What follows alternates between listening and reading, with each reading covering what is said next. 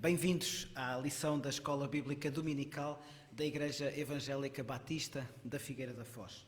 Hoje é o dia 14 de fevereiro e desde já saudamos todos aqueles que estão a acompanhar esta Escola Bíblica Dominical, agora em direto, através da página da Igreja no Facebook, mas depois também ao longo deste dia e durante o resto da semana, graça e paz. Vamos orar pedindo a bênção de Deus para tudo o que vamos fazer, pensar, sentir, dizer, cantar, pregar, que Deus possa ser em tudo glorificado. Vamos orar. Senhor Deus, a Ti toda a honra, toda a glória, todo o poder. Senhor Deus, Te reconhecemos como único e suficiente Senhor, Salvador, Consolador das nossas vidas. Te agradecemos porque, apesar do nosso pecado, da nossa transgressão, Tu nos amaste. Tu enviaste o Teu Filho Jesus Cristo para viver, morrer, ressuscitar, pagando assim o preço do nosso pecado. Obrigado porque deixaste o Consolador. Obrigado porque assim nós podemos ter acesso direto a Ti. Obrigado, Senhor Deus, porque apesar então da nossa pequenez, apesar do nosso pecado, apesar da nossa transgressão, Tu olhas por nós, Tu nos salvaste e queres que vivamos uma vida contigo. Então, Senhor, com este sentimento de perdão das nossas vidas, dos nossos pecados, nós Te entregamos este culto e tudo o que nós possamos fazer seja para a Tua honra e glória. Que Tu possas ser glorificado em tudo. Em nome de Jesus nós oramos. Amém. Uma vez mais, então, muito bom dia para todos que nos estão a acompanhar. Ainda não podemos estar todos juntos presencialmente, ainda não é possível que, de facto, a Igreja possa abraçar-se, possa estar presencialmente, fisicamente junta, mas acreditamos que, querendo Deus, o pior já passou. Acreditamos que possamos estar na reta final desta terrível pandemia que nos obrigou a estarmos separados uns dos outros. Vamos continuar a orar por todos aqueles que estão a sofrer, vamos continuar a orar por todos aqueles que estão em recuperação, vamos continuar a orar pelas famílias enlutadas por esta tragédia, vamos também continuar a orar por todos aqueles que estão a cuidar dos que estão a sofrer. Finalmente, vamos continuar a orar pelos nossos governantes e que em cada momento, cada pessoa que tem o poder de decisão possa de alguma maneira ser levado a essa decisão por causa da tua glória, por causa da glória de Deus, por causa da influência que Deus tem. Não sabemos como, mas sabemos que a Bíblia nos diz que nós devemos orar pelas nossas autoridades. Então que isso seja possível e que nós possamos nunca desfalecer e continuar a orar por todos aqueles que estão a cuidar de que esta pandemia passe o mais rapidamente possível. A nós, enquanto Igreja, então, resta-nos esta forma de podermos estar juntos uns com os outros. Vamos utilizar os meios tecnológicos que Deus coloca à nossa disposição para que em cada momento Deus possa ser pregado, Deus possa ser em tudo glorificado. Hoje é um dia de início. É um dia de início porque vamos começar a estudar o Evangelho de Lucas. Acabámos de considerar e estudar nas nossas lições da Escola Bíblica Dominical durante o passado trimestre o livro de Isaías no Velho Testamento. Hoje vamos aproximar-nos em termos de história da escrita do livro que vamos estudar e vamos para o Novo Testamento. Vamos para o Evangelho de Lucas e desde já gostava que pudéssemos abrir. Vamos hoje fazer uma introdução. Vamos todos juntos poder considerar alguns aspectos que estão relacionados com este Evangelho na Bíblia e, portanto, a lição de hoje não obedecerá ao esquema que desde já vos vou apresentar daqui a pouco, mas será uma lição de introdução, será uma lição 0, em que vamos considerar alguns aspectos que estão relacionados com o Evangelho de Lucas, com a sua escrita, com o seu autor, com o tempo em que foi escrito, com o propósito do livro, e será então uma forma de darmos início a esta primeira parte. Nós, como sabem, as lições da Escola Bíblica Dominical estão divididas em trimestres, 13 lições em cada trimestre, portanto, para dar as 52 semanas do ano. Normalmente fazemos uma migração do Velho para o Novo Testamento, é isso que estamos a fazer, mas desde já informo que durante os próximos 6 meses nós estaremos a estudar o Evangelho de Lucas, pedindo então a orientação de Deus, pedindo que Deus nos acompanhe neste percurso reflexivo e, sobretudo, vamos tentar perceber como é que o Evangelho de Lucas pode ser importante para a nossa vida. Nesta primeira parte, portanto, no primeiro trimestre, nós vamos estudar até ao capítulo 9 do Evangelho de Lucas e depois, no segundo trimestre, vamos estudar a partir do capítulo 10 até ao fim deste Evangelho. O tema principal, permitam-me começar desta forma, o tema principal do Evangelho de Lucas é Jesus Cristo é o Salvador Divino. Jesus Cristo é o Salvador Divino. O plano de estudos para o próximo trimestre, portanto, para a primeira parte deste estudo do livro de Lucas, é este que está a ser passado. É, portanto, um plano que nos indica a personagem principal deste Evangelho, que é exatamente Jesus Cristo, visto de uma determinada maneira, como daqui a pouco vamos considerar. Permitam-me que recorde que, e principalmente para aqueles que estão menos familiarizados com a Bíblia, sabemos que há muitos mitos em relação à Bíblia, sabemos que há muitas ideias pré-concebidas em relação à Bíblia e, portanto, vale a pena, de vez em quando, nós considerarmos a forma e o que nós entendemos que é a Bíblia. Entendemos que a Bíblia é a palavra de Deus. Entendemos que a Bíblia é a revelação de Deus aos homens. Entendemos, então, que a Bíblia, no seu conjunto, nos transmite quem Deus é. A Bíblia está dividida em 2 grandes partes. A primeira parte é o Velho Testamento, que é composto por 39 livros, dividido exatamente desta forma. 5 livros constituem o Pentateuco, daí 5, Pentateuco, os livros originalmente escritos por Moisés. Sabemos que Deus usou homens para, através da escrita, nos revelarem então quem Deus é, e os 5 primeiros livros da Bíblia foram escritos por Moisés e por isso se chama o Pentateuco.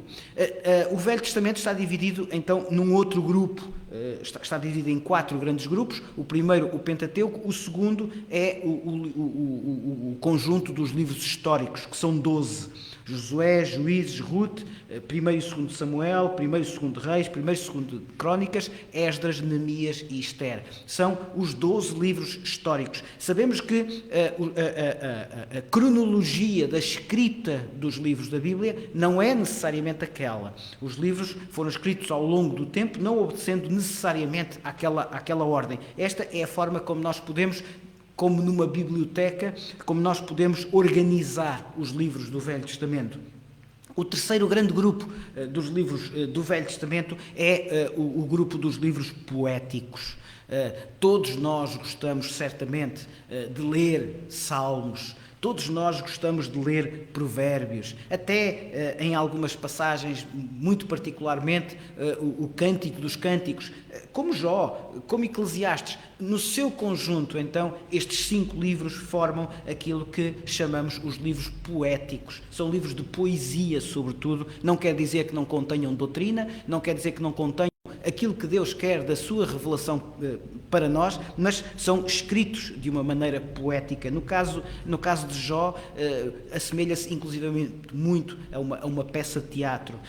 E finalmente temos um quarto grande grupo dos livros do Velho Testamento que pode ser dividido em dois. É o grupo dos livros proféticos, que estão divididos em maiores ou menores. Como consideramos em relação à introdução ao livro de Isaías, não significa que este maior ou menor tenha a ver com importância em relação à mensagem, claro que não. A Bíblia no seu conjunto é toda ela relevante porque, como dissemos, é a revelação de Deus aos homens, mas convencionou-se ao longo dos tempos dividir-se em profetas maiores e menores, tão só em relação ao volume dos livros, ou seja, os livros maiores em termos de volume, em termos de tamanho desse mesmo livro, são Isaías, Jeremias, Lamentações, Ezequiel e Daniel.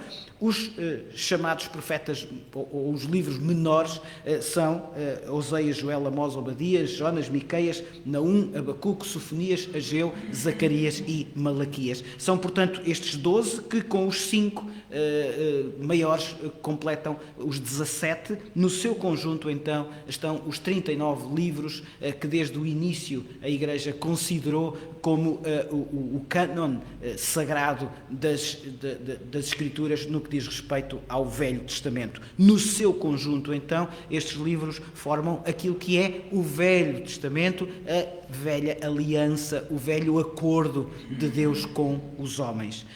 Passando para, então, o Novo Testamento. Temos a segunda parte da revelação de Deus aos homens, o que é que tem pelo meio um período de cerca de 400 anos, entre o último livro que foi escrito e que faz parte do Velho Testamento, até ao primeiro livro, daqui a pouco já vamos falar, até ao primeiro livro do Novo Testamento, que marca esta nova aliança, este novo concerto, este novo acordo de Deus com os homens através do Filho, através da Palavra, através de Jesus Cristo. E, portanto, a divisão entre Velho e Novo Testamento tem a ver exatamente com a presença de Deus na Terra através do seu Filho amado Jesus Cristo. Mais uma vez, podemos dividir também como se fosse uma biblioteca. A palavra Bíblia significa exatamente isso, conjunto de livros, neste caso, Bíblia Sagrada, conjunto de livros inspirados, sagrados, porque inspirados por Deus. Então, podemos dividir também os livros do Novo Testamento da seguinte forma, e podemos dividi-los também em quatro grandes grupos.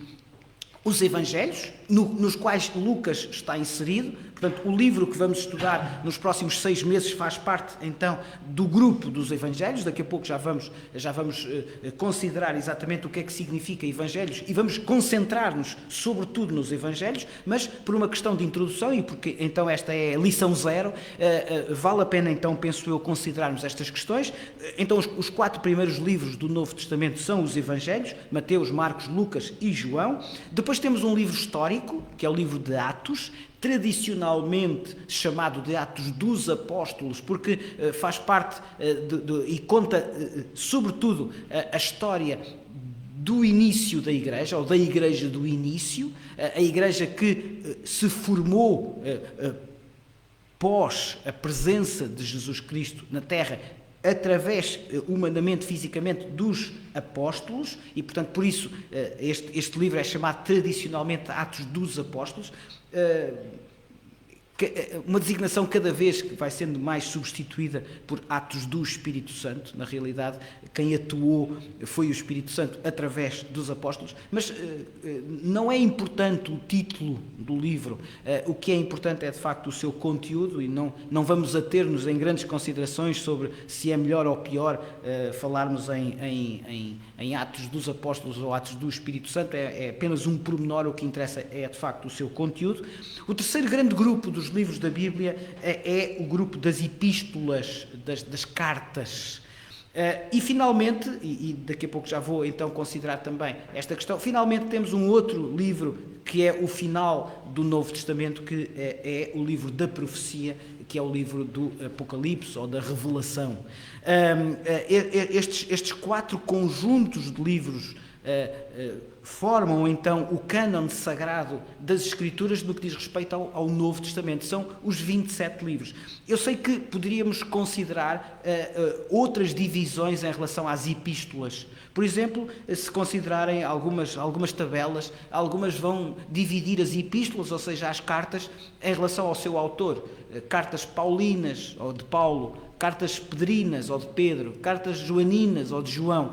Eu prefiro esta divisão em relação ao tipo de informação maioritária que está nestas epístolas. E prefiro então dividir, prefiro aceitar esta divisão que me parece mais interessante, porque tem a ver exatamente não tanto com o autor, mas com o conteúdo das epístolas ou das cartas. E neste caso, então, podemos considerar 3 divisões nas cartas do Novo Testamento. E quais são estas divisões, conforme certamente estará a ser projetado?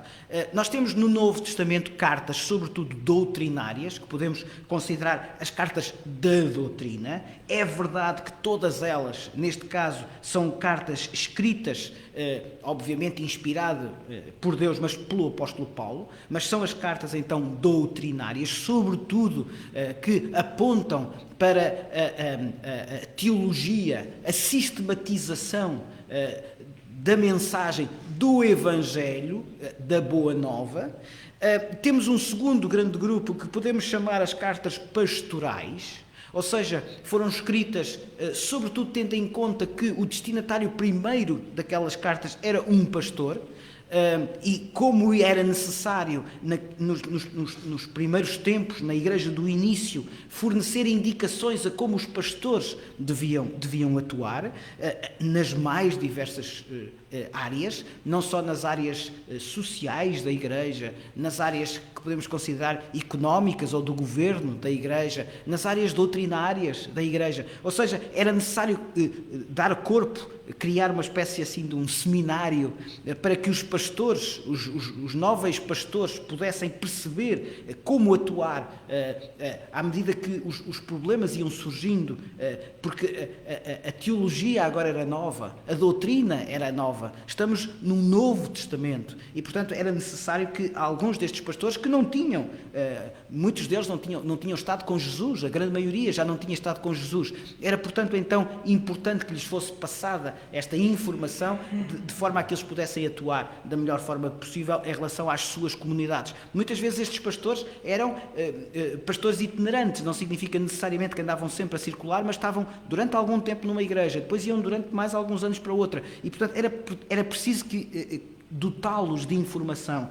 Quais são estas cartas pastorais? 1ª e 2ª Timóteo, Tito, Filemão, 2ª e 3ª de João, são as cartas consideradas, ou as epístolas consideradas, então, pastorais.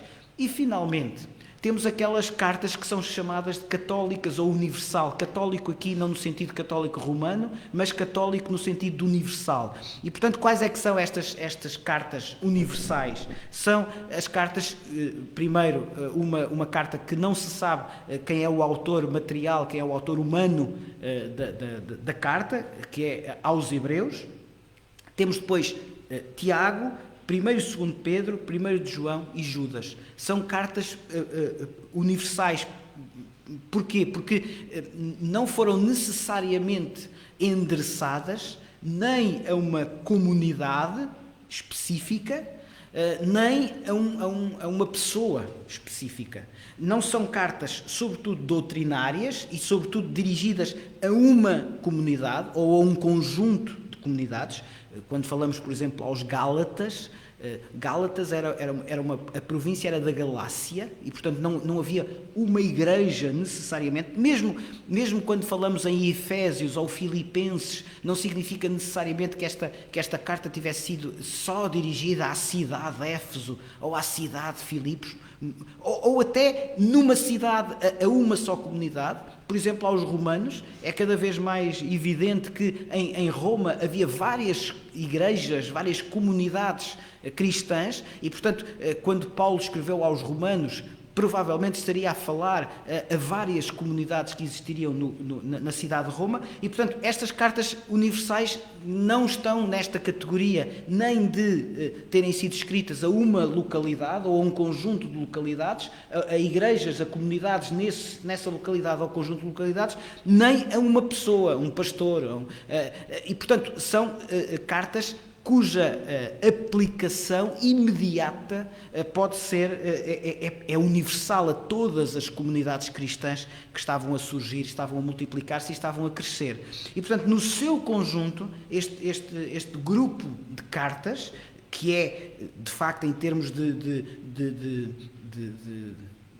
volume, o maior volume do Novo Testamento, são 21 cartas, são 21 epístolas, no seu conjunto pode ser dividido então nestas três categorias de doutrinárias, de pastorais e de universais. No seu conjunto então, nós temos o Novo Testamento com 27 livros. Ora, se juntarmos então os 39 do Velho Testamento com os 27 do Novo Testamento, nós temos um conjunto dos 66 livros que compõem então a Bíblia, que compõem a Palavra de Deus. Vamos avançar.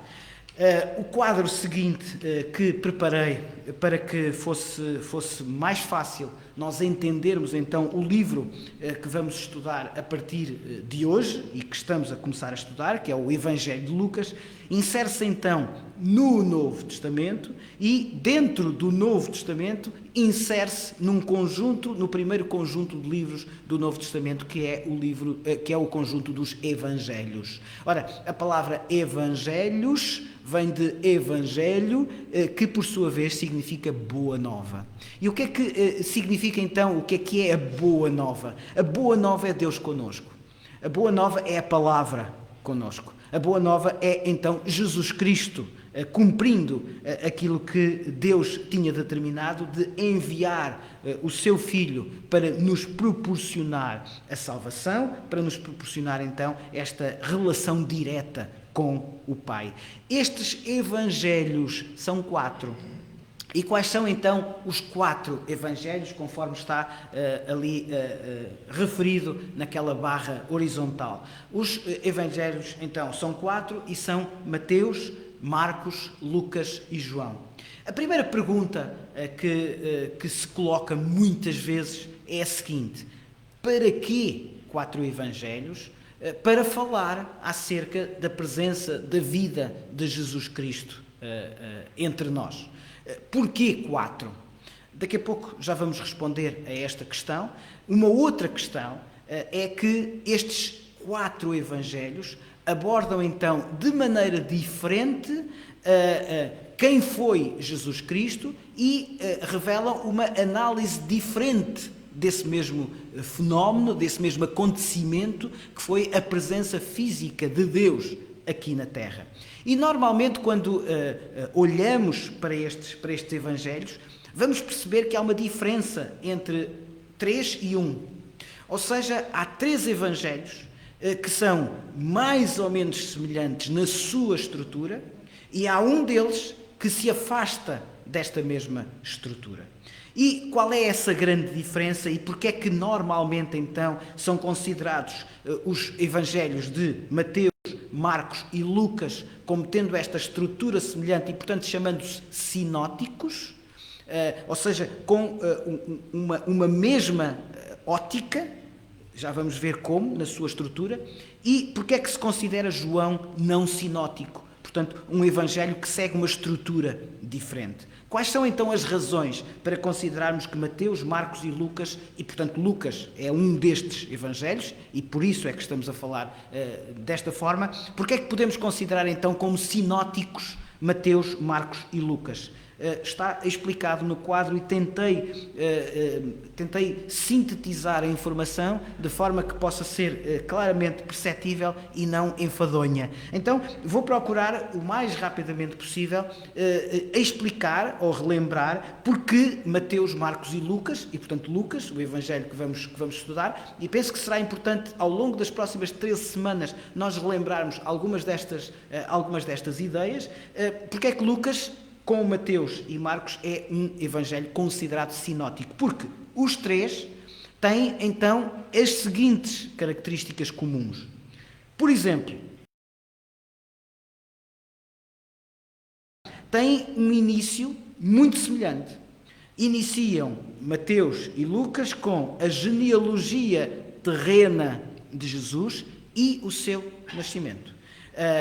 Marcos e João não se preocupam com esta questão. Já vamos ver que Mateus, Marcos e Lucas se aproximam em quase tudo. Nesta questão da genealogia de Jesus e do seu nascimento, sobretudo Mateus e Lucas. Mateus, Marcos e Lucas apresentam de seguida o ministério, primeiro João Batista e depois o ministério de João Batista. Temos estado a estudar, ou melhor, estamos a estudar, e claramente é um convite que é feito a todos, aqueles que quiserem juntar-se a nós, ao sábado à tarde, às 16 horas, via Zoom. Nós temos o estudo belíssimo que estamos a fazer do Evangelho de Mateus e, portanto, uma vez mais reforço o convite para que ao sábado à tarde possa estar connosco. É bem-vindo, é bem-vinda. E estamos exatamente nestas últimas 2 semanas a falar sobre João Batista, a apresentar o seu ministério, a considerarmos qual é a importância de João Batista. Ora, encontramos então, quer em Mateus, quer em Marcos, quer em Lucas, muitos pormenores em relação a quem foi João Batista e o seu ministério. Também estes 3 evangelhos relatam o batismo e a tentação de Jesus no deserto. O início do ministério terreno, então, de Jesus. Começa com o batismo, logo a seguir a tentação, e a partir daqui, Mateus, Marcos e Lucas registram muitos acontecimentos, os milagres, tudo aquilo que nós conhecemos acerca do ministério terreno de Jesus, principalmente na região da Galileia. Os ensinos de Jesus, os seus milagres, a forma como Jesus estava sempre acompanhado pelos seus discípulos, como circularam por diversas regiões de Israel, como Jesus estava normalmente cercado de pessoas. É muito interessante, o ministério de Jesus é um ministério muito popular, é um ministério muito aberto, não só àqueles que o seguiam, não só àqueles que acreditavam nele, como também àqueles que não acreditavam, e mesmo àqueles que tudo, a partir de certa altura, tudo fizeram para que Jesus morresse, para que Jesus fosse crucificado, que era como estava predito que iria acontecer. Mateus, Marcos e Lucas revelam-nos abundantemente facetas da pregação de Jesus. Por exemplo, através do uso de parábolas. Encontramos muitas parábolas em Mateus, Marcos e Lucas. E culminam, portanto, a estrutura dos 3 evangelhos, Mateus, Marcos e Lucas, o clímax, o fim do relato da vida de Jesus Cristo é muito semelhante. A viagem de Jesus a Jerusalém, todos os acontecimentos que envolveram aquilo que normalmente se chama a Semana da Paixão, portanto, a semana anterior à crucificação, o sermão profético que Jesus proferiu e, finalmente, a instituição da ceia como corolário do seu trajeto. Ontem falámos exatamente neste pormenor das ordenanças que o Senhor Jesus nos deixou. E acreditamos, como Igreja Batista, acreditamos que temos 2 ordenanças da parte do Senhor Jesus. O batismo e a ceia do Senhor, a Santa Ceia, a ceia, como quiserem. Estas 2 ordenanças não nos conferem salvação por si, nem devem ser realizadas como sacrifício. O sacrifício já foi pago pelo Senhor Jesus na cruz. A salvação é-nos dada pelo Espírito Santo e por isso não são sacramentos, não são atos que nos aproximam de Deus, da vida eterna, não. Nós acreditamos que temos a vida eterna com Deus assegurada e, portanto, não temos sacramentos, temos ordenanças, duas, que são o batismo e a ceia, como atos de testemunho e como atos de consideração da necessidade do exame que devemos fazer. O Senhor Jesus também foi batizado, não porque necessitasse, mas para dar testemunho. Instituiu a ceia e disse: examinai-vos, e assim, com este exame que cada um faz, então comam comigo, façam-no em memória de mim. E é por isso que nós regularmente, agora não, porque não o fazemos sem ser presencialmente, mas é por isso que nós então regularmente tomamos a ceia em memória do Senhor Jesus, porque foi uma ordenança. Ele disse: fazei isto em memória de mim, não então para salvação, ou não porque isso signifique um passo em direção à nossa salvação, mas porque somos salvos. Então devemos cumprir aquilo que Jesus disse para fazermos: batismo e a ceia do Senhor. Passamos então, e porque a hora passa muito rápido, passamos então à consideração da tal questão que há pouco coloquei. Porquê 4 evangelhos? E porquê é que Mateus, Marcos e Lucas, então, sendo tão semelhantes, porquê a necessidade de termos 3 evangelhos tão semelhantes e um que não é semelhante? Por que razão, então, é que não está compilado num só aquilo que era preciso saber acerca de Jesus? Imaginem, podíamos usar muitas imagens, seria mais fácil que estivéssemos presencialmente, assim, não é assim tão fácil a explicar, mas imaginem um objeto, imaginem, por exemplo, esta Bíblia, não é? Imaginem que há uma pessoa que está a ver assim, deste lado, eu estou a ver assim. Há outra pessoa que está a ver assim. Há outra que está a ver assim. Se tivéssemos aqui em cima uma câmara, outra veria esta parte e ainda outra veria esta. Ou seja, estamos todos a ver o mesmo objeto, mas cada um está a ver uma perspectiva diferente do mesmo objeto. Alguns estarão a ver uma contracapa completamente azul. Eu estarei a ver a capa que diz Bíblia. O João Carlos está a ver a lombada. O Bogdan está a ver a outra. Se tivéssemos então aqui outras 2 perspectivas, teríamos várias visões do mesmo, neste caso do mesmo objeto. Ora, é assim com os evangelhos. Mateus olhou para o ministério de Jesus e viu de uma determinada forma e transmitiu da forma como viu. Marcos, uma outra perspectiva. Lucas, ainda uma outra perspectiva. E, finalmente, João, ainda uma outra perspectiva. Tentei resumir, e com cores diferentes, estas 4 perspectivas diferentes do mesmo ser de Jesus Cristo aqui na Terra. E quais são estas 4 perspectivas diferentes que nos são veiculadas através destes 4 escritores? Mateus, sobretudo, considerou a característica de rei Jesus. Jesus, o rei. E, portanto, Mateus, sobretudo, nos transmite a ideia de que Jesus Cristo é rei. Marcos, sobretudo, a ideia que Jesus Cristo é servo. E tudo o que escreveu é para demonstrar esta característica de que Jesus foi um servo.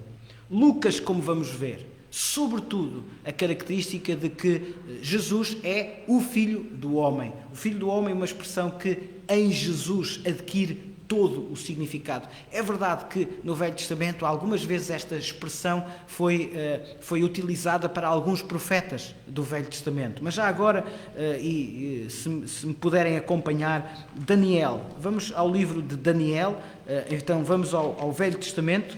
E fica também, desde já, esta nota importante, porque vamos muito estudar ao longo das próximas semanas, diria, dos próximos meses, Daniel capítulo 7. E no versículo 13, nos versículos 13 e 14, eu estava olhando nas minhas visões de noite, e eis que vinha como as nuvens do céu, como o Filho do Homem, e dirigiu-se ao ancião de dias, e o fizeram chegar até ele. Foi-lhe dado domínio e glória e o reino, para que os povos, nações e homens de todas as línguas servissem. O seu domínio é domínio eterno, que não passará, e o seu reino jamais será destruído. Não podemos entender este Filho do Homem como aplicado a qualquer profeta do Velho Testamento, mas evidentemente como aplicado a Jesus. E, portanto, neste caso, Lucas, no Novo Testamento, vai descrever Jesus como o Salvador, o Filho do Homem, aquele que estabelecerá, então, o reino eterno. Só Jesus pode corresponder a esta designação. E, finalmente, João descreve o Senhor Jesus como Filho de Deus, sobretudo.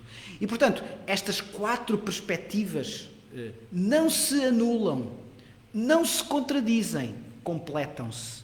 E por isso, então, é que nós temos 4 evangelhos, por isso é que temos, então, 4 perspectivas do mesmo ser de Jesus Cristo, apresentado fundamentalmente de 4 maneiras diferentes, sendo que, então, há grandes semelhanças na estrutura do livro entre Mateus, Marcos e Lucas e, portanto, são considerados evangelhos sinóticos. Há um determinado afastamento em relação à estrutura do próprio livro em relação a João e, portanto, é considerado não sinótico, mas todos juntos, então, nos ajudam a perceber quem foi Jesus Cristo. Vamos a uma nova parte nesta lição de introdução em relação ao Evangelho de Lucas e vamos então agora, mais de uma forma, vamos nos aproximando, vamos afunilando então as considerações. Começámos com a Bíblia no seu todo, Velho Testamento, Novo Testamento, a forma como o Novo Testamento está construído. Depois falámos nos Evangelhos e agora então vamos nos concentrando cada vez mais no Evangelho que vai ser objeto da nossa reflexão nos próximos meses. E vamos então ao Evangelho de Lucas. E uma das perguntas que certamente pairará nas vossas mentes é quem é Lucas. Porque muitas vezes, e daqui a pouco já vamos falar sobre isso, muitas vezes talvez tenhamos a noção ou a sensação de que os evangelhos foram escritos por homens que andaram com Jesus. Em alguns casos sim, em outros casos não. É o caso de Lucas. Nós sabemos algumas coisas sobre Lucas. E, como vamos ver, também há outras que não sabemos. Então tentei apresentar Lucas subordinado àquelas 3 questões. O que é que a Bíblia diz? Pode inferir-se? E, finalmente, isto é especulação pura em relação a Lucas? Vamos, então, à primeira parte. O que é que a Bíblia nos diz em relação a Lucas? Quem foi Lucas? Então, temos a primeira, uma primeira janela de observação em relação a quem foi Lucas, é-nos transmitida por Paulo, o apóstolo. Há pouco, antes de começarmos, o Bogdan estava a falar sobre um filme que tem há 2, 3 anos e que fala exatamente sobre Paulo, sobre os apóstolos e em que Lucas tem uma importância central nesse filme. Não vi o filme, mas prometo que não vou descansar enquanto não for à procura e quando o encontrar, certamente vai ser informado nesta Escola Bíblica Dominical para que todos possam ver esse filme. Mas quando nós olhamos para as Escrituras, nós temos poucas informações sobre Lucas nas Escrituras. Primeiro, o que é que nós sabemos em relação a Lucas? E é claramente referido nas Escrituras, não há dúvida nenhuma. Colossenses capítulo 4 e versículo 14. Colossenses capítulo 4 e versículo 14. Eu vou fazer um compasso de espera para que todos possam chegar a esta carta do apóstolo Paulo, inspirado por Deus. Colossenses, nas considerações finais, nas saudações finais de Paulo à igreja ou às igrejas da região de Colossos, ele diz no versículo 14: saúda-vos, portanto, já vamos ver que isto é significativo, saúda-vos Lucas, o médico amado. Portanto, não há dúvida que sabemos que Lucas era alguém que tinha esta profissão. Evidentemente, sabemos que tudo de uma forma bastante menos formal do que hoje existe em relação aos cursos, em relação à formação, em relação à certificação das habilitações. Não sabemos exatamente como é que Lucas tinha adquirido esta habilitação. Agora, sabemos que não há dúvida nenhuma que é médico. Este médico não é só médico, diz Paulo, médico amado. E, portanto, há outra coisa que nós sabemos acerca de Lucas nas Escrituras, é que ele é um cooperador de Paulo. E, portanto, reparem, esta carta, escrita por Paulo aos Colossenses, portanto, aos nossos irmãos que compunham a comunidade ou as comunidades de Colossos ou daquela zona, é uma carta em que Paulo mostra que está com Lucas. Saúda-vos, Lucas. Portanto, alguém que está comigo. E nós sabemos que Lucas foi acompanhando Paulo, foi um cooperador de Paulo. Portanto, sabemos duas coisas essenciais acerca de Lucas. Primeiro, que é médico. É alguém, portanto, que tem estudos, que tem uma profissão, que tem uma cultura, nesta altura, evidentemente superior. Em segundo lugar, sabemos claramente, nós podíamos ver muitas passagens, mesmo estão referidas na apresentação, que certamente estará a passar, mas, por exemplo, para lermos só mais uma passagem sobre esta proximidade e sobre esta cooperação de Paulo com Lucas, ou de Lucas com Paulo, 2 Timóteo, segunda carta do apóstolo Paulo a Timóteo, capítulo 4 e versículo 11. Somente Lucas está comigo. Somente Lucas está comigo. Há claramente nas Escrituras uma grande proximidade entre Lucas e Paulo. E é isto que sabemos. Agora, a partir daqui, a segunda questão é: e o que é que se pode inferir? Ou seja, o que é que não é claro nas Escrituras, mas podemos inferir eventualmente. E reparem que nada do que vou dizer a seguir anula aquilo que Lucas escreveu. Nada disso. Estamos apenas a tentar caracterizar o autor material, o autor físico do Evangelho que vamos estudar nos próximos meses. O que é que não sabemos, mas pode eventualmente inferir-se? Primeiro, pode inferir-se que Lucas não seria um judeu. Muito provavelmente ele seria gentio, ou seja, é alguém que vem ao conhecimento do Evangelho não sendo judeu. Pertence exatamente àquele grupo de pessoas que foi desde logo entendido que eram receptuários da palavra. Houve grandes questões entre os primeiros cristãos sobre se o Evangelho, a Boa Nova, devia ser pregada aos gentios. Paulo e Pedro tiveram graves discussões, grandes disputas, grandes contendas sobre isto. E finalmente chegaram à conclusão que, de facto, a mensagem de Jesus era universal. Ora, Lucas, muito provavelmente, será alguém que recebeu esta mensagem, sendo originalmente não judeu. Muito provavelmente, então, seria um gentio. Pode inferir-se também que ele teria fala grega, ou seja, seria de uma região onde se falaria primariamente grego, provavelmente de Antioquia da Síria. Portanto, seria um não-judeu, um gentio, provindo de uma região que nós então situamos, ou que poderemos situar em Antioquia da Síria. Mas, como disse há pouco, estas três questões não estão asseguradas nos Evangelhos, ou na Bíblia, ou no Novo Testamento. Não sabemos se ele era gentio, não sabemos se era de fala grega, não sabemos se era de Antioquia da Síria.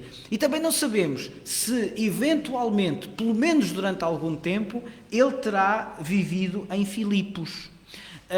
Atos capítulo 16 e versículo 12, não sei exatamente, pedimos desculpa por estas interrupções de som, talvez seja algum telemóvel a tocar e portanto está a fazer estas interferências, não faz mal, vamos continuar. Atos dos Apóstolos ou do Espírito Santo, Atos capítulo 16 e versículo 12, diz assim, ou melhor, vamos começar pelo versículo 11, Paulo em Filipos, tendo depois navegado de Troade, seguimos, portanto vê-se que o autor, como sabemos, o autor de Atos é o mesmo Lucas, aliás ele próprio diz isso, já agora, deixem-me fazer um pequenino parênteses, Atos capítulo 1 e versículo 1, diz assim, escrevi o primeiro livro ao Teófilo, daqui a pouco já vamos falar desta questão, relatando todas as coisas que Jesus começou a fazer e a ensinar. Então o que é o primeiro livro? E as primeiras coisas é o Evangelho de Lucas.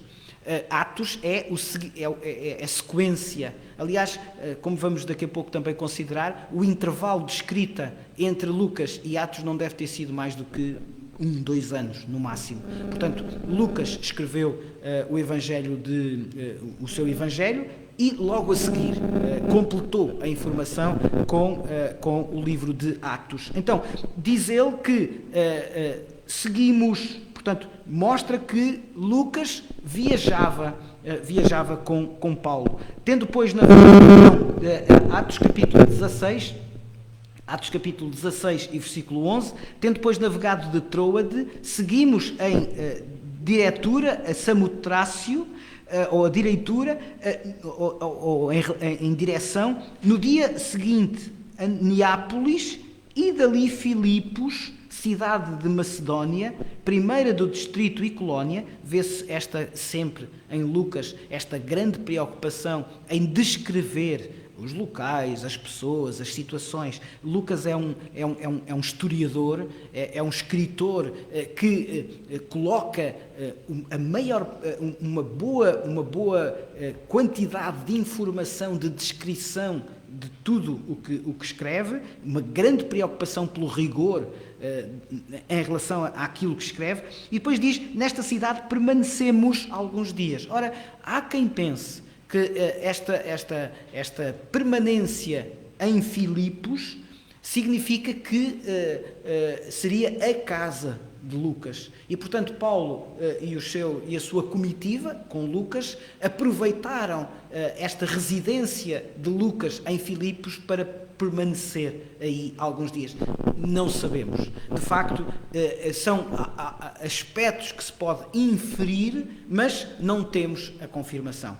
E, finalmente, então, passamos a uma parte que eventualmente será mais atrativa para uns do que outros, que é a especulação. Não que isto seja importante, e não é de facto importante, mas dá algum penso eu, acrescenta uma dose de coisas interessantes em relação àquilo que podemos saber. É especulação pura aquilo que vou dizer, mas há quem diga que Lucas poderia eventualmente ser irmão de Tito. E porquê?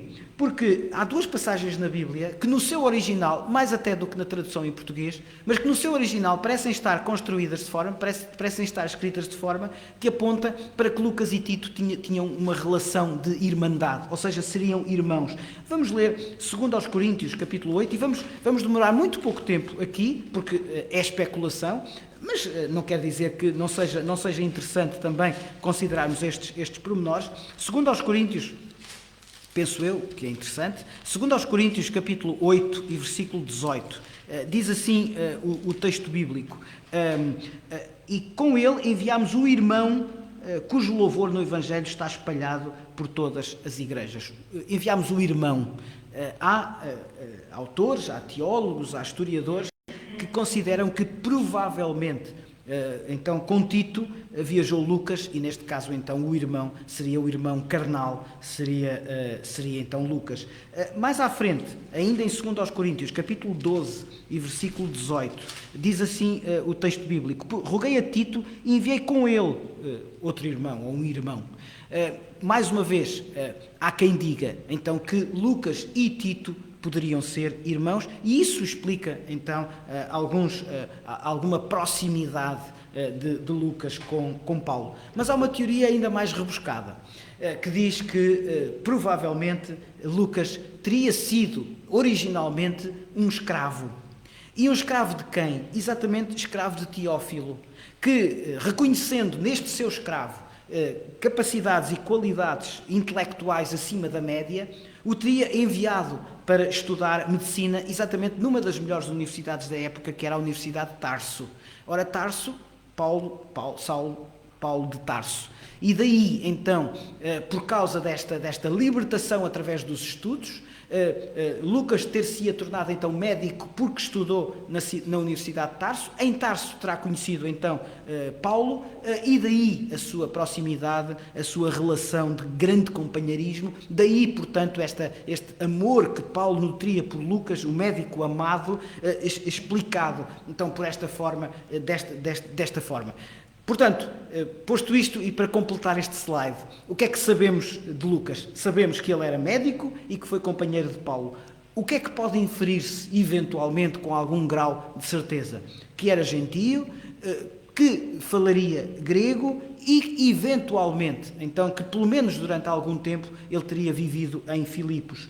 O que é especulação? Seria irmão de Tito ou, por sua vez, seria um ex-escravo de Teófilo e por isso, então, e em gratidão e talvez, muito provavelmente, mais por causa disso, então, Lucas, quer no Evangelho, quer no livro de Atos, refere explicitamente que os textos são dirigidos a Teófilo em primeiro lugar e, portanto, daí então essa possibilidade de que Lucas poderia ser eventualmente um ex-escravo de Teófilo.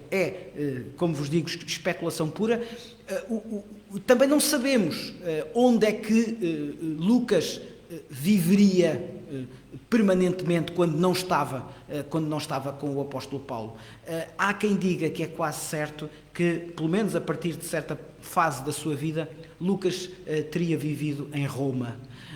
Daí esta grande proximidade de Paulo com Lucas, enquanto escreveu muitas das cartas, e daqui a pouco já vamos falar disso, já a seguir, vamos ver que muitas das cartas, ou algumas das cartas do apóstolo Paulo, foram escritas na sua prisão domiciliária em Roma. Não temos agora tempo, mas vemos que Lucas e Paulo se preocupou bastante em descrever a Lucas determinados territórios. Quando fala de algumas partes da cidade de Roma, Paulo não tem essa preocupação. Há quem veja nessa falta de preocupação de Paulo em descrever a Lucas alguns lugares da cidade de Roma, porque Lucas saberia exatamente onde é que estavam esses lugares, onde é que eram essas praças, porque ele viveria lá. Não sabemos. Sabemos então duas coisas em relação a Lucas, que era médico e que acompanhou Paulo durante uma boa parte do seu ministério. Vamos prosseguir com um outro slide que tem muitas letras, peço desculpa, mas preferi juntar e diminuir então o tamanho de letra para que seja perceptível, porque para desfazer também provavelmente alguma ideia que nós temos em relação à ordem cronológica da escrita dos livros do Novo Testamento. Ou seja, para aqueles que estão mais ou menos familiarizados com o Novo Testamento, por vezes talvez tenhamos a noção ou fiquemos com a sensação de que os livros estão escritos segundo a ordem, que os livros estão organizados no Novo Testamento de acordo com a ordem com que foram sendo escritos. Ora, e por isso peço desculpa pela quantidade de informação, eu sei que não corresponde às regras da visualização e da construção de imagens visuais, mas, como digo, preferi juntar toda esta informação no mesmo slide, exatamente para termos uma ideia de qual terá sido, muito provavelmente, algumas datas são claramente aproximadas e há diferenças hoje em relação entre os historiadores, entre os teólogos, entre os estudiosos da Bíblia, em relação aos locais e às datas em que os livros foram escritos, mas vamos tomar como muito aproximado do que poderá ter acontecido esta sequência e, portanto, primeiro mito que vale a pena desfazer. Os primeiros livros a ser escritos do Novo Testamento não foram os Evangelhos. Apesar de estarem Mateus, Marcos, Lucas e João no início do Novo Testamento, assim como no Velho Testamento, há quem diga que Jó, por exemplo, foi escrito antes de Gênesis. Portanto, mas em relação aos livros do Novo Testamento, é quase certo que não foram os Evangelhos os primeiros livros a terem sido escritos. Muito provavelmente o primeiro livro do Novo Testamento é o livro de Gálatas, que foi escrito cerca de 49 depois de Cristo. Depois Tiago, depois 1 e 2 de Tessalonicenses, depois 1 Coríntios, e então sim o primeiro dos Evangelhos. E o primeiro dos Evangelhos, aquele que inclusivamente fornece indicações a todos ou a quase todos os outros, é Marcos. Marcos foi o primeiro Evangelho a ser escrito. Depois foi escrita a carta aos Romanos. E depois, finalmente, então, o livro de Lucas. Embora possa haver, ainda hoje, e há algumas dúvidas em relação à data exata da escrita do Evangelho de Lucas, Lucas, então, não é nem o primeiro livro a ser escrito, nem o primeiro Evangelho. Portanto, Lucas, muito provavelmente, bebeu muita da informação, ou alguma da informação, viveu com Jesus. Neste caso, Marcos. Lucas não viveu com Jesus. Lucas não fazia parte do círculo, então, dos discípulos do Senhor Jesus. Então, teve de ir buscar informação a outros lados. E, portanto, Lucas, muito provavelmente, para além das testemunhas oculares, consultou e saberia, então, e conheceria o Evangelho de Marcos. Portanto, por aí fora, não vamos agora, já não temos tempo. O nosso tempo está praticamente a chegar ao fim e, portanto, não vou maçar-vos com a lista completa, está aí para visualização. Claro que o último livro do Novo Testamento a ser escrito foi o livro do Apocalipse, é o livro da profecia e é o fecho da revelação. E por isso é que nós não acreditamos em santos neste aspecto, em profetas, em novos apóstolos, em novas visões, em novas transmissões da palavra de Deus, porque acreditamos que, de acordo com as Escrituras, a revelação está completa com o livro de Apocalipse. Tudo aquilo que Deus queria que nós soubéssemos em relação a Ele, então, está fechado, está selado com o livro do Apocalipse, que foi o último livro do Novo Testamento a ser escrito, esse colocado, de facto, no final, então, do Novo Testamento, porque esse, sim, foi o último livro a ser escrito.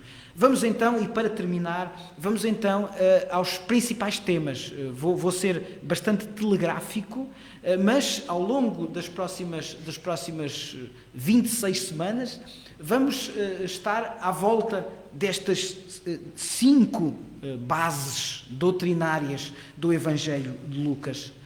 Qual é que é a primeira? Jesus, Filho de Deus, Filho do Homem. Há pouco já fizemos referência, portanto, esta ideia de que o nascimento de Jesus resultou da intervenção sobrenatural, miraculosa de Deus em Maria. Todas as palavras, todos os atos de Jesus testemunham a sua unidade com Deus, como Filho do Homem. Ou seja, há aqui uma clara identificação como Messias e como homem. E esta é a primeira linha de análise, a primeira base estrutural do Evangelho de Lucas. A segunda é que Jesus é o Messias. A prova são os milagres. Mas estes milagres, como vamos ver, que revelam compaixão. Compaixão pelas pessoas. Jesus, como vamos ver muito em Lucas, interessava-se por cada uma das pessoas com a qual interagia. E, portanto, estes milagres são testemunho da sua natureza, do seu senhorio divino. Terceiro, Jesus prepara para o futuro. O Evangelho de Lucas mostra-nos como a grande preocupação de Jesus em doutrinar os seus discípulos, doutrinar aqueles que seriam a base, seriam o início da Igreja. E é muito importante esta capacidade que Jesus revelou e o exemplo que Ele nos deu para prepararmos também nós o futuro. Quarto, estar perto de Deus é estar perto do reino de Deus. Estar perto de Jesus é estar perto do reino de Deus. Jesus enviou os seus discípulos para pregarem sobre o reino, para que todos, a pregação de Jesus, a palavra de Jesus é universal, para todos se arrependerem e todos poderem crer. Finalmente, aqueles que não aceitarem têm um julgamento. Há a inevitabilidade do julgamento de Deus. E, portanto, é imperativo um compromisso. Para quê? Para que nós possamos ser considerados dignos de pertencer ao reino de Deus. E estes são então os 5 princípios doutrinários do livro de Lucas, que abundantemente vamos estudar ao longo das próximas semanas. Finalmente, estamos muito próximo do fim. Podemos encontrar em muitas Bíblias estruturas diferentes do livro de Lucas. Podemos encontrar estruturas semelhantes a esta ou outras semelhantes. O boletim traz uma possível estrutura de analisarmos o livro de Lucas. Nós vamos, e eu vou procurar, eu sei que mais uma vez as letrinhas são demasiado pequenas, mas vamos procurar, e esta tabela não fui eu que a fiz, não é minha, o autor é o autor do manual bíblico da editora Vida Nova, fica aqui a referência bibliográfica, mas gosto particularmente, e vamos procurar que a análise do livro de Lucas obedeça a esta estrutura. Ou seja, vamos ver que Lucas tem 5 grandes preocupações que podem ser resumidas em 3. A primeira grande preocupação é uma preocupação teológica. Não se assustem com a palavra. Vamos, evidentemente, analisar doutrinariamente o Evangelho de Lucas. As 3 seguintes podemos resumir numa preocupação com as pessoas. Lucas revela a grande preocupação de Jesus em relação a 3 grupos que cada um deles, se calhar hoje ainda, mas mais nesta altura, provavelmente necessitavam de ser observados com atenção. As mulheres. Há uma grande preocupação em Lucas mostrar Jesus preocupado com as mulheres. Esse grupo muito grande da população, que era claramente menosprezado e secundarizado. Depois, em relação às diferenças sociais, os ricos e os pobres. Lucas vai mostrar um Senhor Jesus preocupado em perceber as dificuldades dos que são pobres, mas também as dos que são ricos. E em terceiro lugar, com os marginalizados da sociedade, todos aqueles que não encontravam no enquadramento social a possibilidade de serem considerados como tal. E, portanto, esta é a segunda análise que vamos ver do livro de Lucas, ou seja, preocupações teológicas, preocupações com as pessoas e, finalmente, preocupações em dotar-nos da capacidade de vivermos uma vida cristã, de percebermos como atuar em relação à nossa vida com Deus. E aqui fica, então, a lição 0. Uma pergunta que podemos considerar e que vamos analisar durante as próximas semanas, mas estou a preocupar-me com os que sofrem à minha volta? Repito, estou a preocupar-me com os que sofrem à minha volta? Este vai ser um dos temas dominantes, então, no estudo do livro de Lucas. Bem-vindo, bem-vinda. Esperemos que as próximas 13 semanas possam ser importantes e depois as outras que se seguem possam ser importantes porque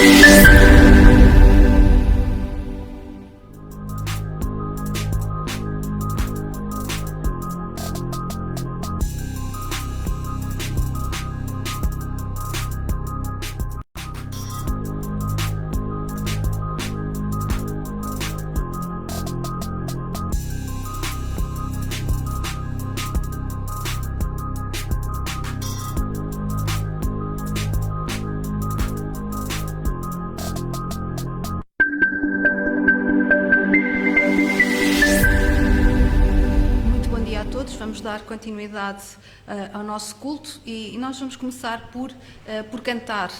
E o coro que nós vamos cantar intitula-se Quem nos separará. E neste momento que estamos a viver, em momentos de tribulação, nós sabemos que o amor de Deus não nos vai deixar separar dele nem uns dos outros. Vamos então cantar.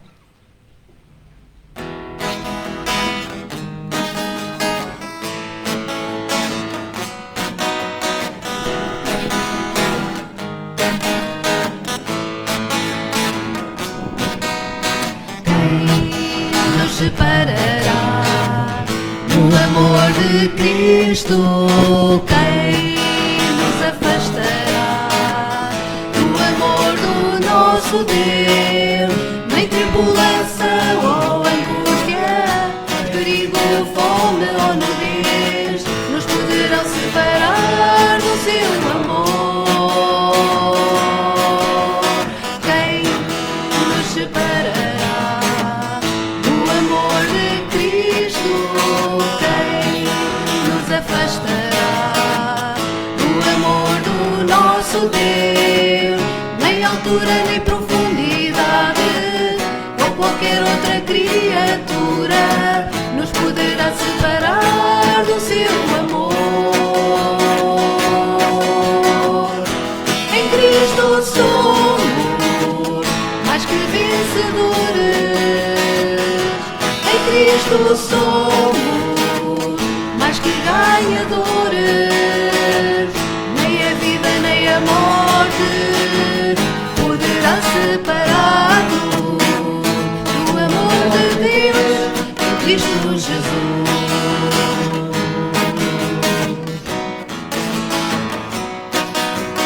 Quem nos separará do amor de Cristo? Quem nos afastará do amor do nosso Deus? Nem tribulações ou angústia, perigo, fome ou nudez, nos poderão separar do seu amor.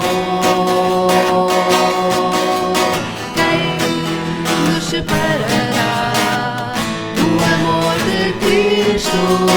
Quem nos afastará do amor do nosso Deus? Nem altura nem profundidade ou qualquer outra criatura nos poderá separar do seu amor. Em Cristo somos mais que ganhadores. Em Cristo somos mais que ganhadores. Nem a vida nem a morte poderá separar-nos do amor de Deus em Cristo Jesus.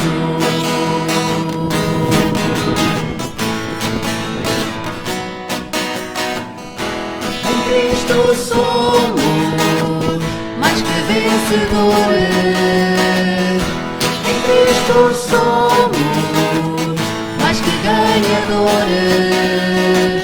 Nem a vida nem a morte poderá separar-nos do amor de Deus em Cristo Jesus. Do amor de Deus em Cristo Jesus. Do amor de Deus em Cristo Jesus. Como nós acabamos de ouvir, nem a vida nem a morte poderão separar-nos do amor de Deus em Cristo Jesus. Porque nós acreditamos que a oração tem poder, nós vamos dedicar este momento à oração e vamos pedir ao irmão João Carlos que possa dirigir-nos em oração, e nesta oração nós vamos lembrar-nos em casa de alguns irmãos que estão a precisar do nosso amor, do nosso cuidado e principalmente das nossas orações.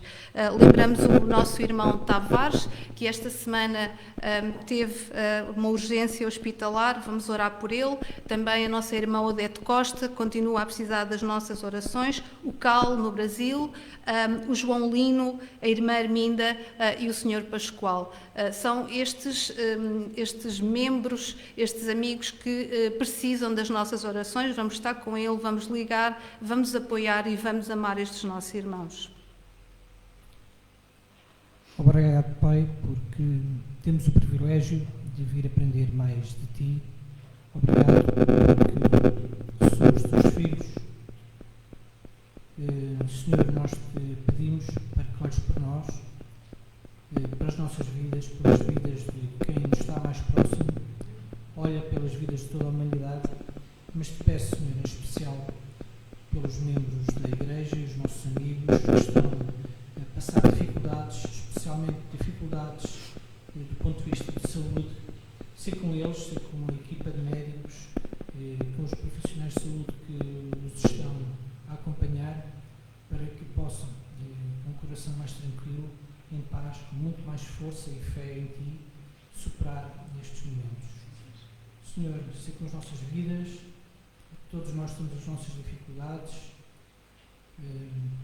Senhor, Tu és aquela força que nos dá alento para prosseguirmos e para ultrapassarmos todas as barreiras. É assim que nós colocamos nas Tuas mãos os nossos dias, um após o outro, e é dessa forma que nós vamos continuar o nosso culto em muita paz, tranquilidade e amor por Ti, Senhor. Obrigado também, Senhor, pelo amor que Tu tiveste por nós, ao ter enviado o Teu Filho, o nosso Salvador. Amém. Amém.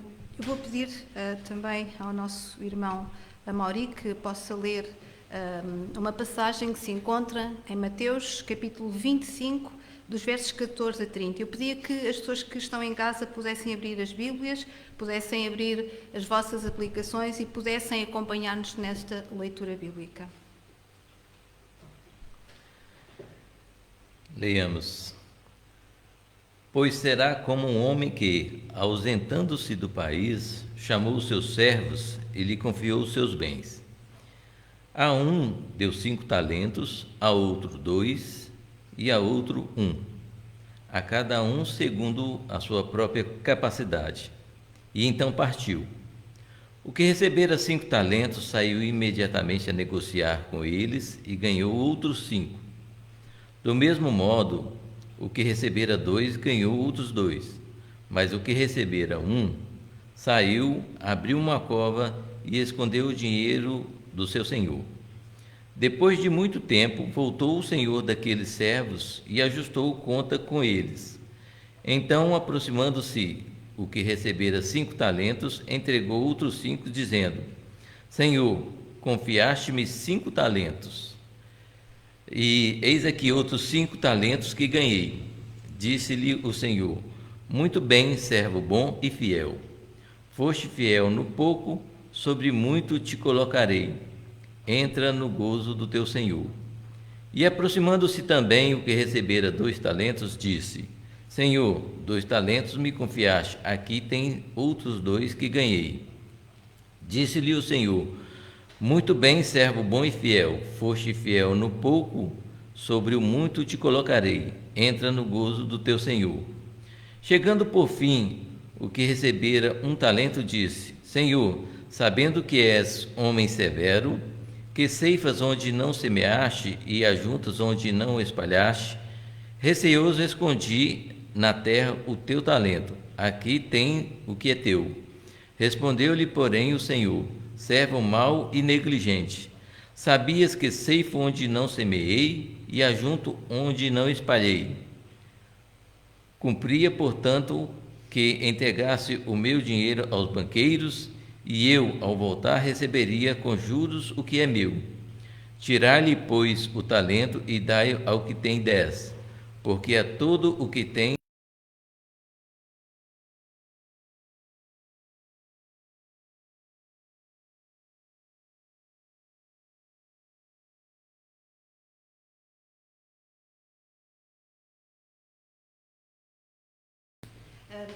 Esta parábola mostra que nós não devemos desperdiçar nem os talentos, nem as oportunidades que Deus nos dá. Nós continuamos no nosso objetivo, no nosso propósito, que é fazer Deus sorrir. E temos trabalhado para que consigamos fazer Deus sorrir.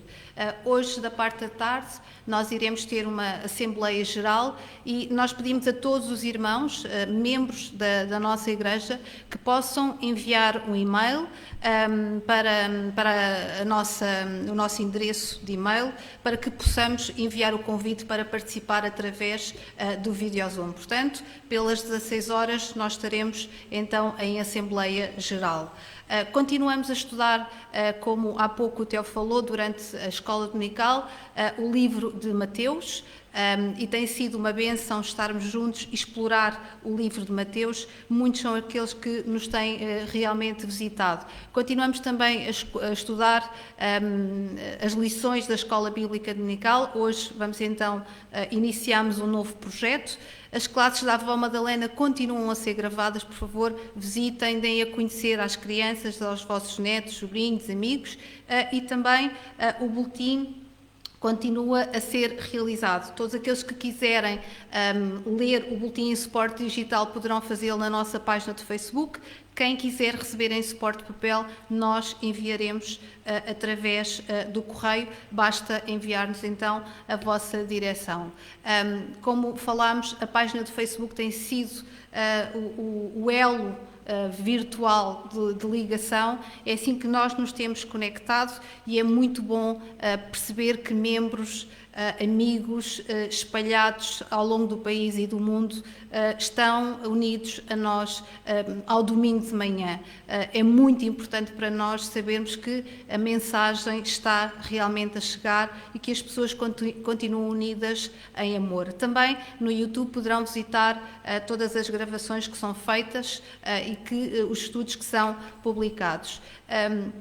Este trabalho não é possível sem as vossas contribuições, as contribuições dos membros da Igreja. Esta é a responsabilidade deles, mas também dos amigos que nos estão a visionar. Se quiserem ajudar-nos, poderão a fazer através do IBAN que está a passar em nota de rodapé e também está no vosso ecrã.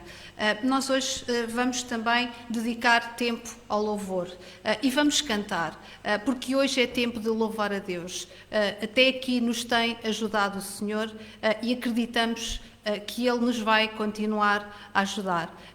Vamos então cantar em casa, juntem-se a nós neste coro em modo de oração.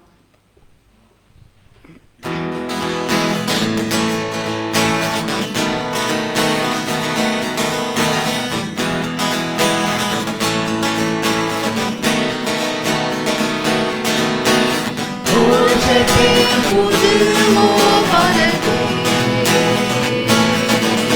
e em nós agora habita o seu Espírito. Então é só cantar e a Cristo exaltar, e sua glória encherá este lugar.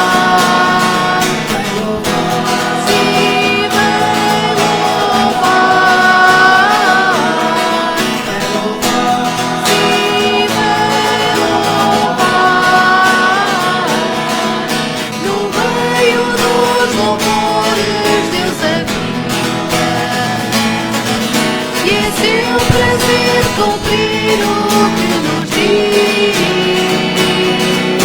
então é só cantar e a Cristo exaltar, e sua glória encherá este lugar.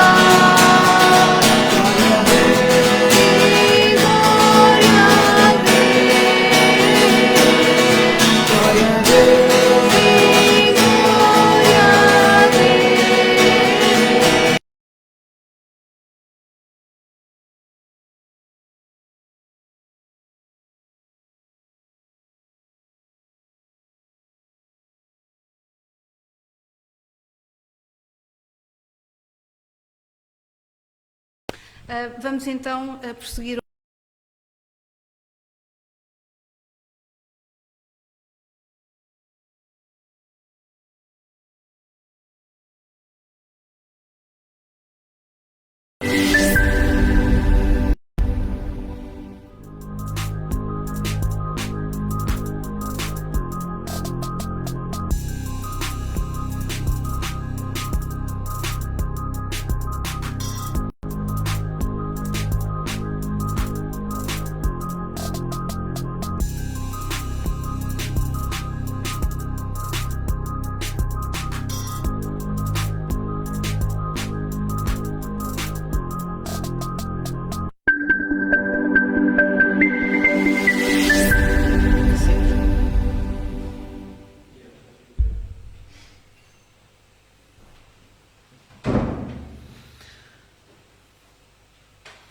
Outra vez, bom dia, bem-vindo, bem-vinda.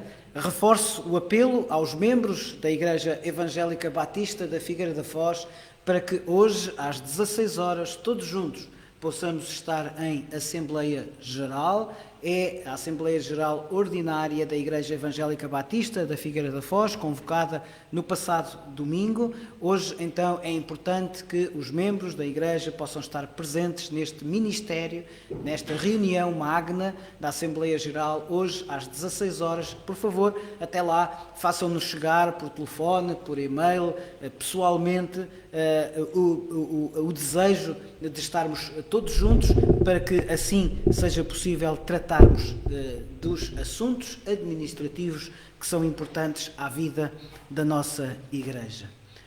O ministério e eu. E ele deu uns como apóstolos, e outros como profetas, e outros como evangelistas, e outros como pastores e mestres, tendo em vista o aperfeiçoamento dos santos para a obra do ministério, para a edificação do corpo de Cristo. Efésios, capítulo 4, versículos 11 e 12. Segunda parte. Porque tenho um ministério. Ao longo do mês de fevereiro, estamos a refletir acerca do que é o ministério segundo a Bíblia. Na semana passada vimos que ministério é serviço, ou seja, ministrar é usar o que Deus deu a cada um, a cada uma, para o servir e para suprir as necessidades dos que estão à nossa volta. São os seguintes os princípios que alicerçam o estudo deste mês. Primeiro, como Deus me fez, determina o que Ele deseja que eu faça, pelo que só posso compreender o propósito para o qual fui criado quando entender o tipo de pessoa que sou. Este é o segredo de conhecer a vontade de Deus para a minha vida. 2. Deus é consistente nos seus planos para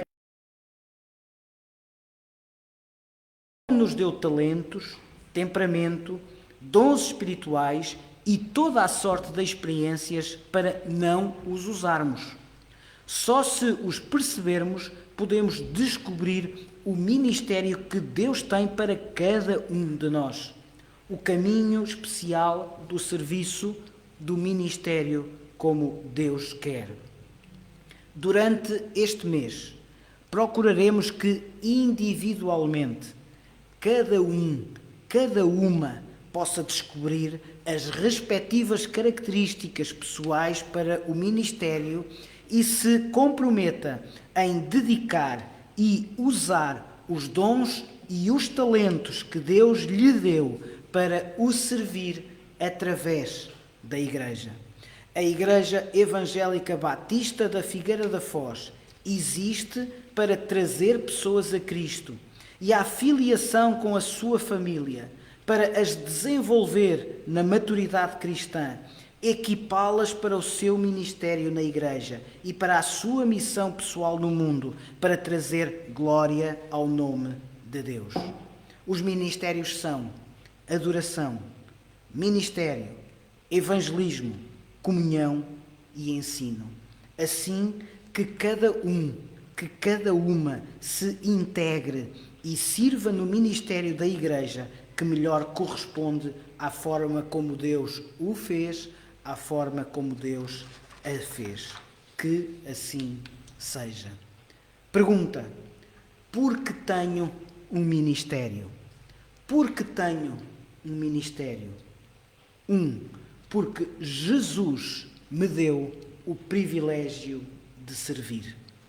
Embora o Velho Testamento descreva claramente o ofício sacerdotal exercido pela tribo de Levi em benefício do povo de Israel, há passagens que antecipam um entendimento mais amplo dessa função.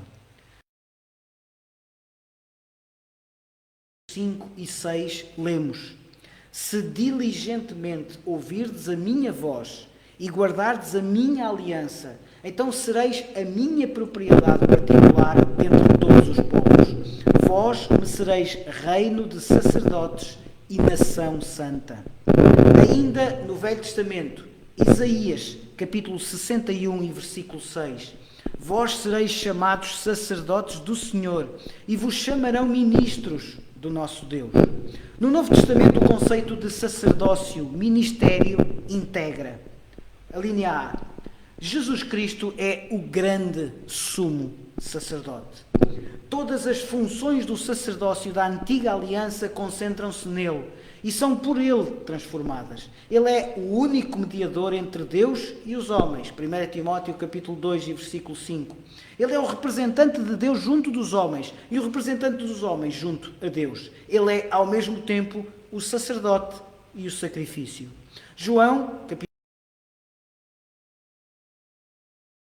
Hebreus, expõem claramente a superioridade do sacerdócio de Cristo sobre o sacerdócio levítico e apresentam o caráter definitivo e totalmente eficaz do autossacrifício de Jesus sobre a cruz. Por exemplo, Hebreus capítulo 2 e versículo 17. Então, Jesus Cristo é o grande sumo sacerdote, mas todos nós, todos os crentes, partilham desse sacerdócio. Em 1 Pedro, capítulo 2 e versículo 5, lemos: também vós mesmos, como pedras vivas, sois edificados casa espiritual, para serdes sacerdócio santo, a fim de oferecerdes sacrifícios espirituais, agradáveis a Deus por intermédio de Jesus Cristo. E em 1 Pedro capítulo 2 e versículo 9, vós porém sois raça eleita, sacerdócio real, nação santa, povo de propriedade exclusiva de Deus, a fim de proclamardes as virtudes aquele que vos chamou das trevas para a sua maravilhosa luz. Em Apocalipse, capítulo 1, versículos 5 e 6, àquele que nos ama e pelo seu sangue nos libertou dos nossos pecados e nos constituiu reino, sacerdotes para o seu Deus e Pai. Finalmente, Apocalipse, capítulo 5, versículos 9 e 10, digno és de tornar o livro e de abrir os selos, porque foste morto e com o teu sangue compraste para Deus os que procedem de toda a tribo, língua, povo e nação. Reparem, para o nosso Deus os constituíste reino e sacerdotes. Para o nosso Deus os constituíste reino e sacerdotes. Então, porque tenho um ministério? Em primeiro lugar, porque Jesus me deu o privilégio de servir. E porquê? Porque Jesus Cristo é o grande sacerdote. Em segundo lugar, todos nós, todos os crentes partilham desse sacerdócio. Em terceiro lugar, porque o sacerdócio é um privilégio.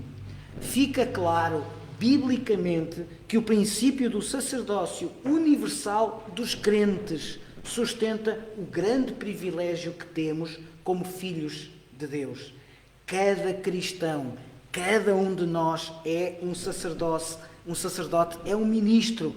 Cada um de nós, cada cristão, tem livre e direto acesso à presença de Deus, tendo como único mediador o Senhor Jesus Cristo. Jesus Cristo é o grande sumo sacerdote, todos nós partilhamos desse sacerdócio. O sacerdócio, o ministério é um privilégio e, finalmente, o sacerdócio, o ministério visa a comunidade. O princípio do sacerdócio universal dos crentes jamais deve ser entendido de maneira individualista, para cada um de nós, para si próprio. A ênfase dos reformadores do século XVI foi precisamente no sentido comunitário. Somos sacerdotes uns dos outros, devendo orar, interceder e ministrar uns aos outros.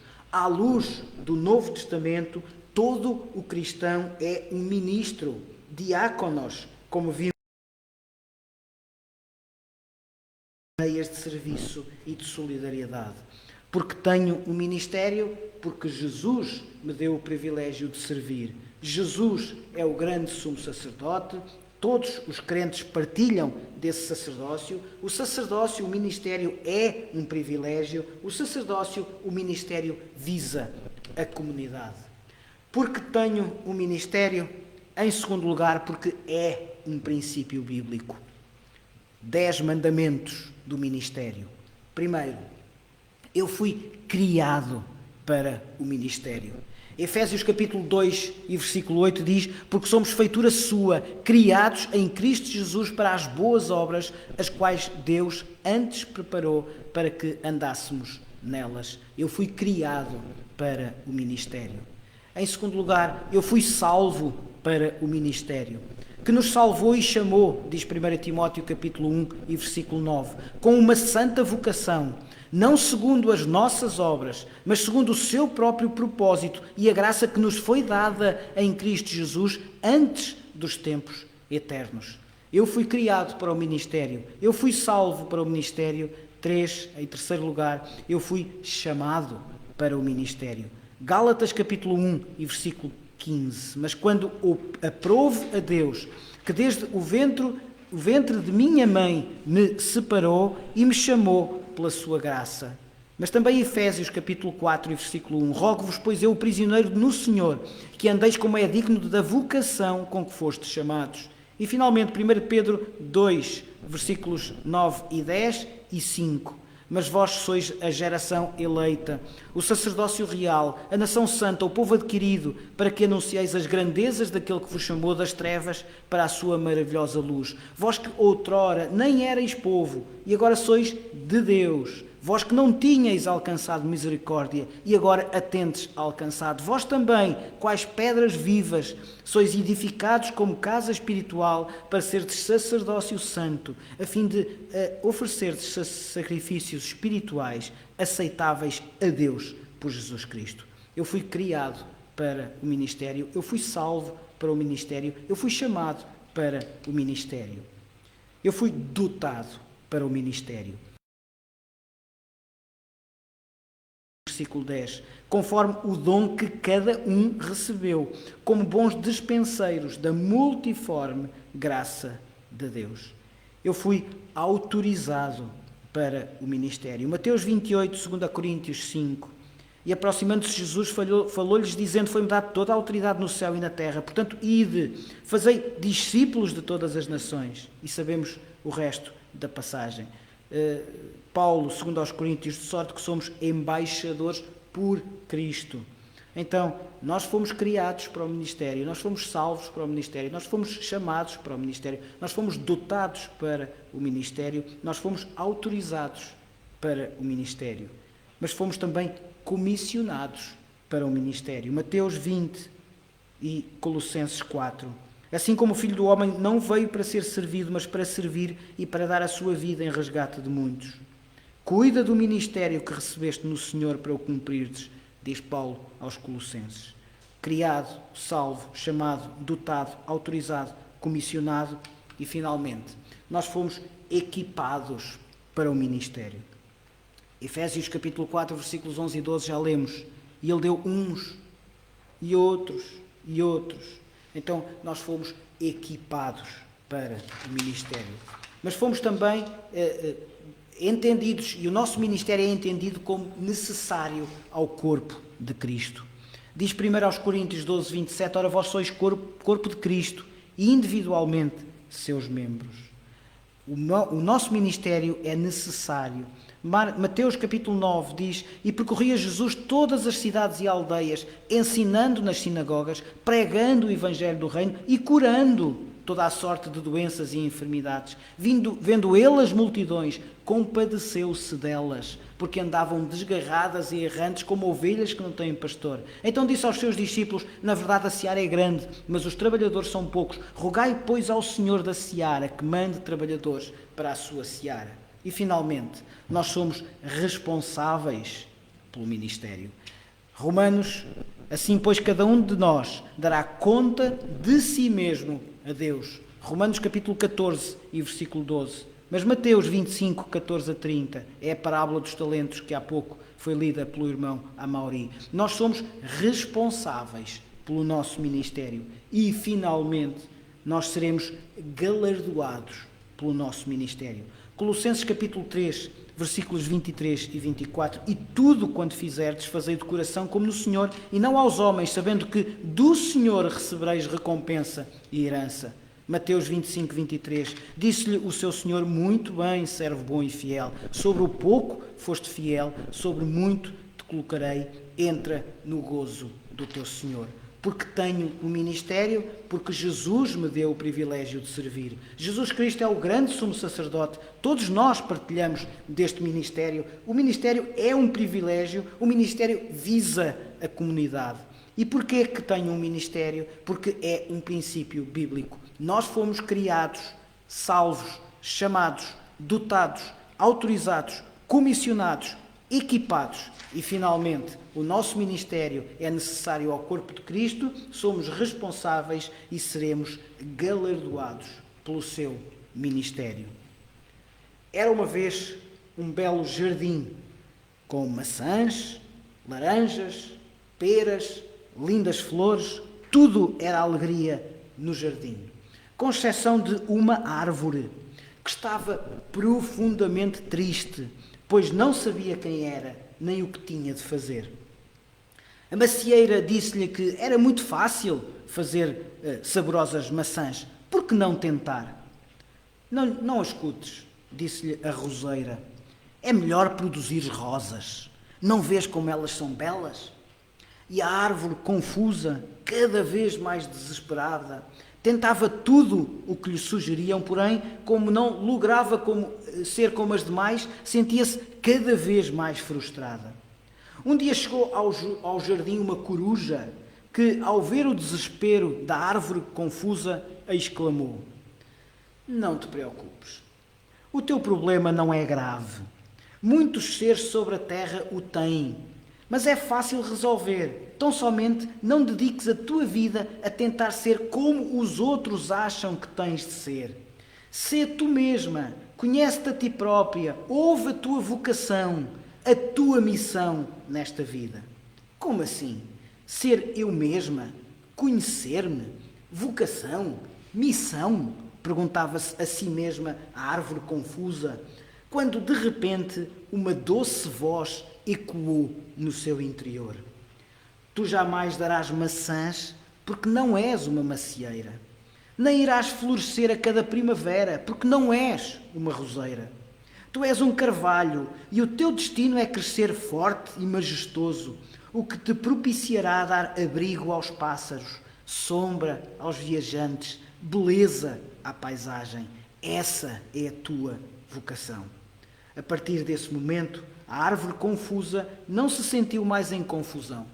Ao contrário, sentiu-se forte e segura de si mesma e preparou-se para ser tudo aquilo para a qual foi criada.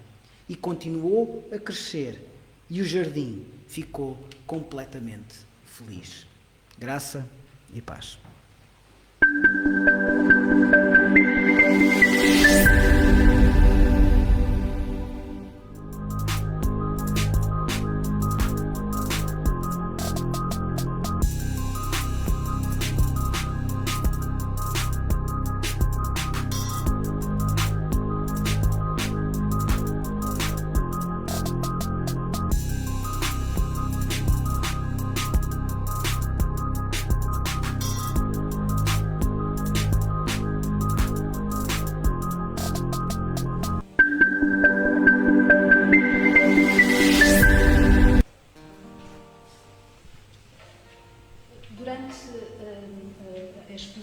Nós aprendemos porque é que temos um ministério.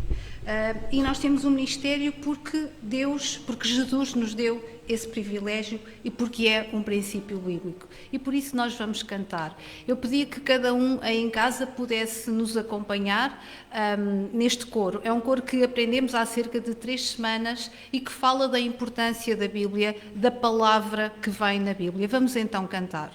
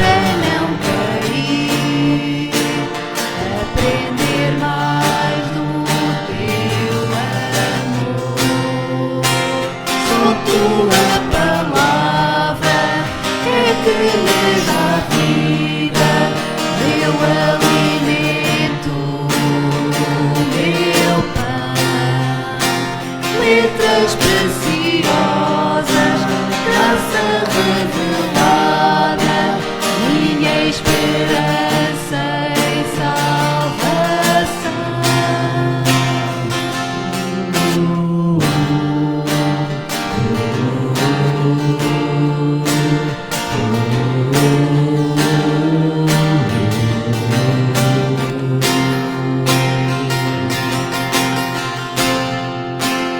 Eu decidi, quero viver seguindo os passos do Senhor, para não pecar, para não cair, aprender mais do teu amor. Só tua palavra é que me dá vida, eu alimento, meu pão. Letras preciosas, graça revelada, minha esperança, salvação. Só tua palavra é que me dá vida, eu alimento, meu pão. Letras preciosas, graça revelada, minha esperança e salvação. Só tua palavra é que me dá vida, eu alimento, meu pão. Letras preciosas, graça revelada, minha esperança e salvação.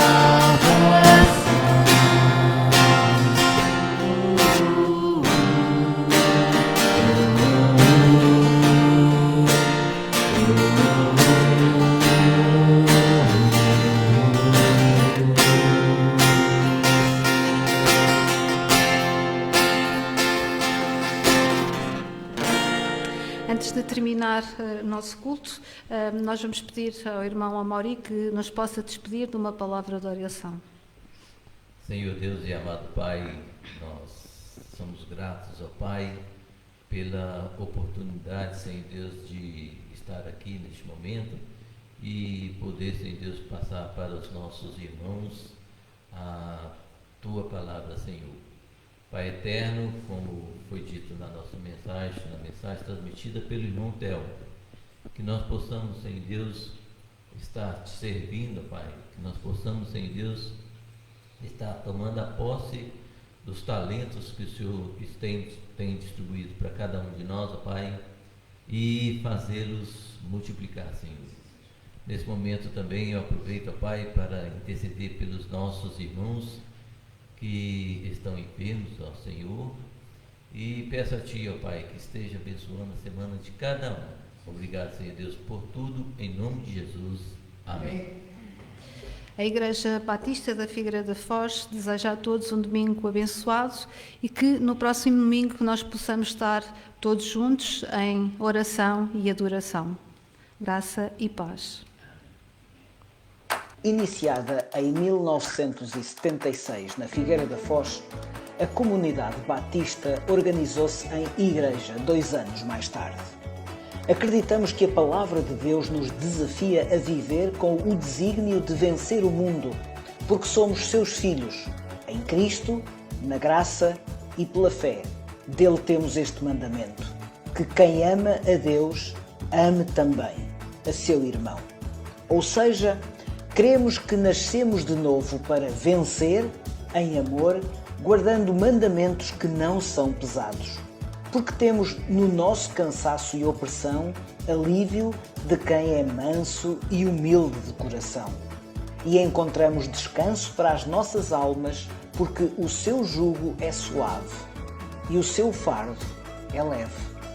Temos como desafio sermos uma igreja de amor e, portanto, de amorosos, de trabalho e, portanto, de trabalhadores, e de ousadia e, portanto, de ousados.